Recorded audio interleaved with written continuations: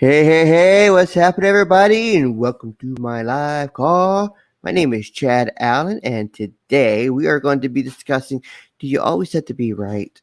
Yeah, do you always have to be right? So, I help professionals and their families have a transformational life so that they can spend more time together and not miss those very special moments. And I do have a blog at chadallen.net, chadallan.net. You can check it out there if you like. And a little bit about my backstory. In 2015, I was married to a Filipina. And in 2016, February 2016, she became pregnant. And then by week 30 of her pregnancy, we found out that she had breast cancer. And that was a very devastating time for us. It was a very rough time for us. And we decided to wait to have any kind of procedure because she was pregnant. And then by the time she gave birth in November, we found out that she was stage 4 breast cancer. And from there, after she had some chemo treatment, integrative treatment, she did not want to have any more treatments here in the US. So we went to the Philippines to be with the family. And unfortunately, when our daughter was just 9 months old, she ended up dying of her breast cancer, which is also very, very devastating, and it was a very hard thing to get over. But God blessed me with a very beautiful wife over a year later, and who's an awesome mom to our daughter. And so I looked for a way to help people in that very exact situation, to be healthy, to boost their immune systems, to be able to have the kind of health that they are looking for. And I believe I found that way. And I have been sharing that with many, many people and helping them have a transformational life, not only with the mindset, but also with their health as well. And I'm always happy to watch those types of transformations happen with the people that I help. It's such a wonderful, wonderful blessing. So, do you have to be right? So, this is the question, right? Do you always have to be right? Have you ever been in a conversation with somebody where it doesn't matter what you say, what you do, the other person always has to have the last word? They always have to be right, and you always have to be wrong. Have you ever had that kind of experience? And I'm sure you have, because it happens to everybody, especially uh, with politics, and especially also with the keyboard. We call, people that call them keyboard warriors. They hide behind their computers, and they always have to be like the most right person in the whole wide world, and it ends up destroying the relationship that they have either with their spouse, with their children, or with friends that they used to call friends, because of whatever happened. And so do you always like? I'm gonna give you a couple of tips of ways that you can still be right. You can still be right, but you don't have to actually show it. It's like sometimes it's just better to just let the argument go, to let the person be whoever they are, and just let it be. Because at the end of the day, are you really going to change that person's mindset, that person's ideology, that person's whatever? See, like, Here's an example of someone who always has to be right, and maybe this is you. I don't know. I've done it before in my life. I've done it before, and I always come back to, I really didn't have to actually say that or actually do that. And so I try to give the exact same kind of etiquette that I would give somebody in person as I would give somebody on the internet. So an example of someone who always thinks that they have to be right about something, right? Doesn't matter what it is. You always have, you give an advice about, let's say, okay, when I was growing up, I used to do this, this, and this, and you come back and say, that's great, and that was back in the day, and that was when but my situation is a little bit different, and I feel that this is the best option for me, or I feel this is the best candidate that I believe will help help the country. So then the person comes back and says, "Well, you're just a blankety blankety blank, and you don't know what you're talking about because you're wrong." And then the conversation dives into an assault, right? Like you're being assaulted and you're assaulting back, and they're assaulting you. Oh, you're a buffoon. Oh, you are a uh whatever they call you now. You're a safe like a oh you are you like Trump, so you're such an evil person. You are a this and you're a that. Oh, you're a Biden supporter. You're such a blankety blank, you know. And it comes down to the point where no one is winning because everybody is at each other, and it doesn't matter what you are. This goes with every single relationship argument that one gets into, or you're trying to share with other people. It's so amazing to see the kind of hostility that people have toward one another. Hey John, how you doing? JJ, good to see you. And it's like you don't always have to respond in kind. It's like, and I'll give you an example because I've always like I don't always have to be. If I know I'm right, I don't have to prove that I'm right because I know I'm right, right? So if the person wants to be argumentative, where is that getting me in a relationship with that person or a person on the keyboard? I'm not going to change their mindset by being argumentative. I'm just not going to be that. I can share the facts, but if that person is mine, especially if they're a keyboard warrior, you're not going to change your mind. So most times, like what, see, you have a good day, and you move on. Hey, maybe this is not the right fit for you, and that is totally cool. You take care. Bye. And sometimes you have to. That's how you have to respond to certain people because it's just a revolving door of I'm right, you're wrong.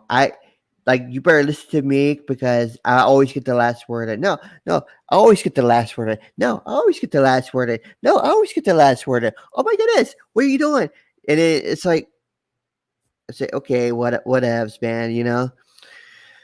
So learn how to learn how to argue in a way that where you win without getting into a he said she said type of thing because politics, the political climate now, that's the way it is. You have a lot of hate out there, a lot of people who hate uh and are doing a lot of violence toward people because of what they believe.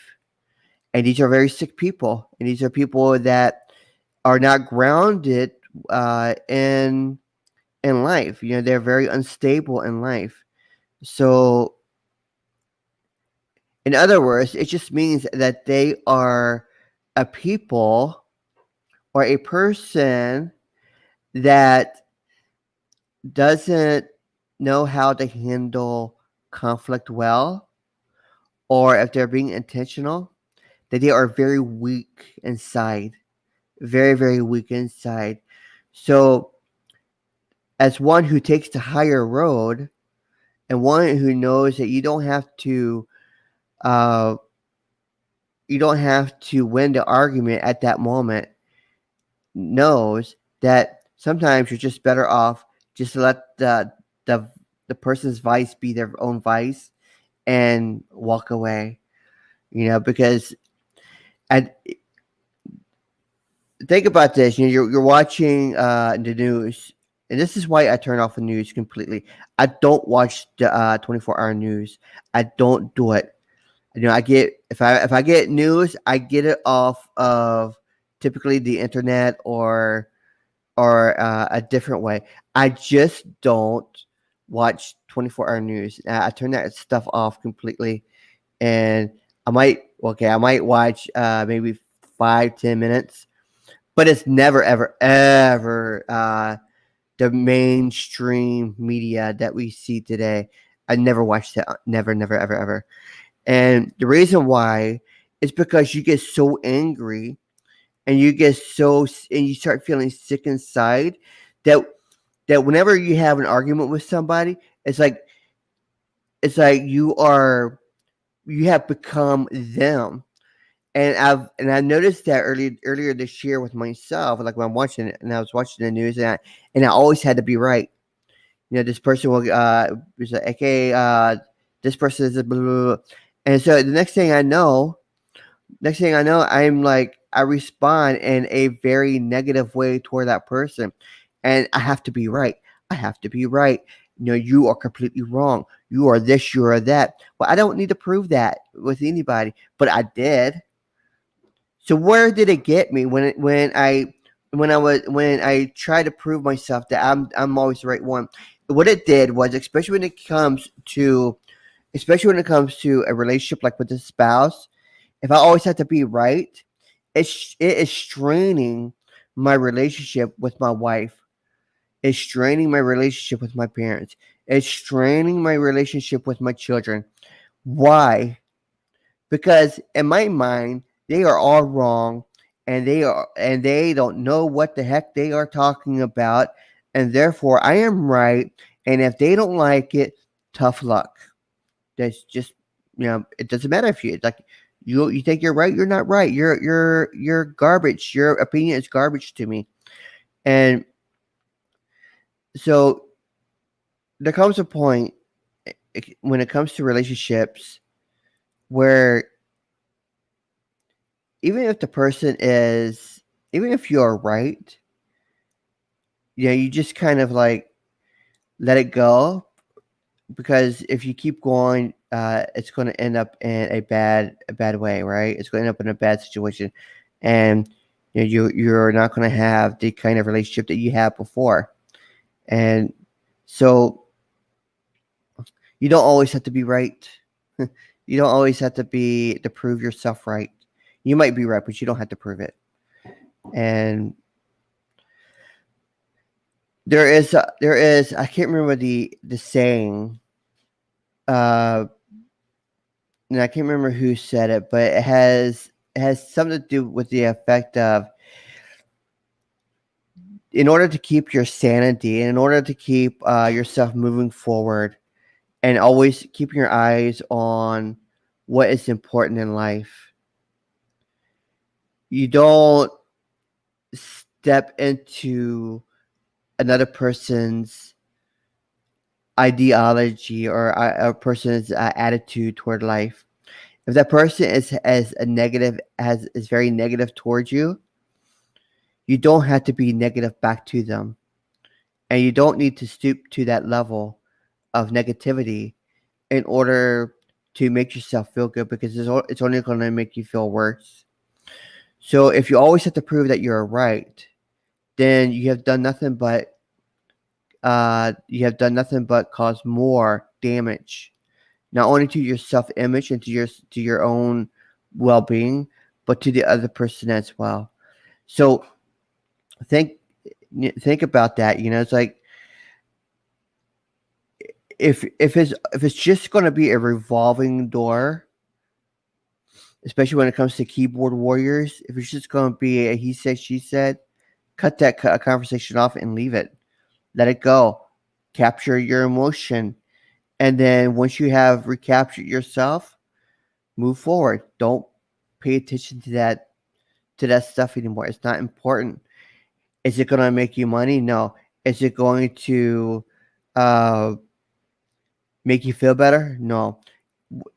Is it going to bring you down? Probably.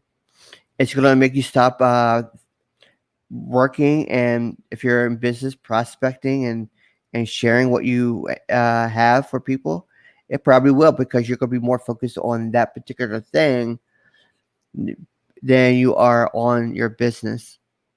So we have to be able to set our priorities right and be able to really, really think about the things that are important. And one of those things that's important is that you don't always have to prove that you are right. You might be right, but you don't have to prove it.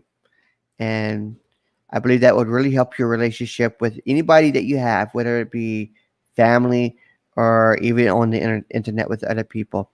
So, and also, one last thing, turn that news off. It's not doing you any good. It's not making you money. It's all it's doing is causing you more pain and agony.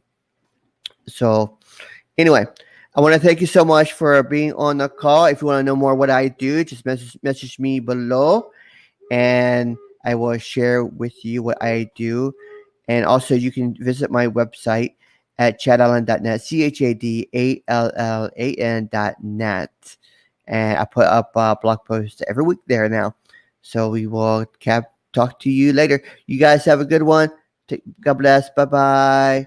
Enjoy the rest of your day or night, depending where you are.